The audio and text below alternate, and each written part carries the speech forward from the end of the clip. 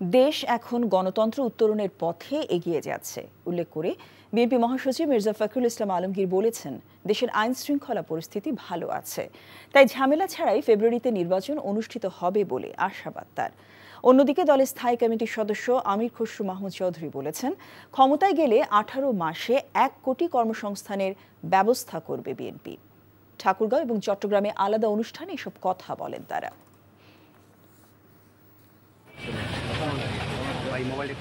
বিকেলে ঠাকুরগাঁওয়ে জেলা আইনজীবী সমিতির সাথে মতবিনিময় করেন বিএনপি মহাসচিব মির্জা ফখরুল ইসলাম আলমগীর। এ সময় তিনি বলেন, দেশে নির্বাচনী হাওয়া বইছে, তাই কোনো প্রকার ঝামেলা ছাড়াই আগামী নির্বাচন অনুষ্ঠিত হবে বলে আশা প্রকাশ করেন তিনি।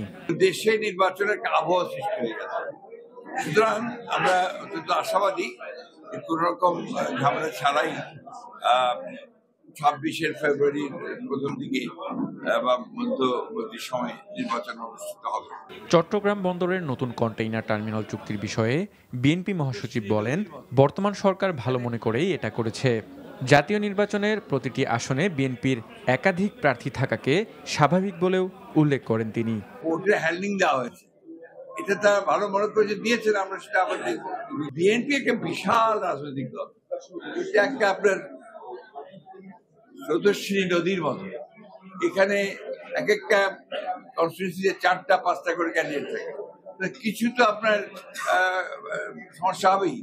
এটা বরাবরই হয়ে এসছে, এটাতে কোনো অসুবিধা নাই। এদিকে চট্টগ্রামের ইঞ্জিনিয়ার্স ইনস্টিটিউট মিলনায়তনে আয়োজিত এক অনুষ্ঠানে আমির খসরু মাহমুদ চৌধুরী বলেন, বিএনপি সরকার গঠন করলে মেগা প্রজেক্টের চেয়ে শিক্ষা, স্বাস্থ্য ও কর্মসংস্থানের ক্ষেত্রে বেশি প্রাধান্য দেওয়া হবে। বিএনপির একটি বড় ঘোষণা এসছে, যেটা অনেক সাহসী ঘোষণা, অনেক রাজনীতিবিদ, অনেক রাজনৈতিক দল সাহস করবে না বলতে। সেটা হচ্ছে আগামী 18 মাসে ইনশাআল্লাহ জনগণ যদি আমাদেরকে নির্বাচিত করে, 18 মাসের মধ্যে 1 কোটি চাকরির কর্মসংস্থানের ব্যবস্থা করা। নির্বাচনের মাধ্যমে জনগণকে তার মালিকানা ফিরিয়ে দেওয়া হবে বলে মন্তব্য করেন আমির খসরু। অবশ্যই অ্যাম্বিশাস। আরাফাত ইসলাম, এনটিভি নিউজ, ঢাকা।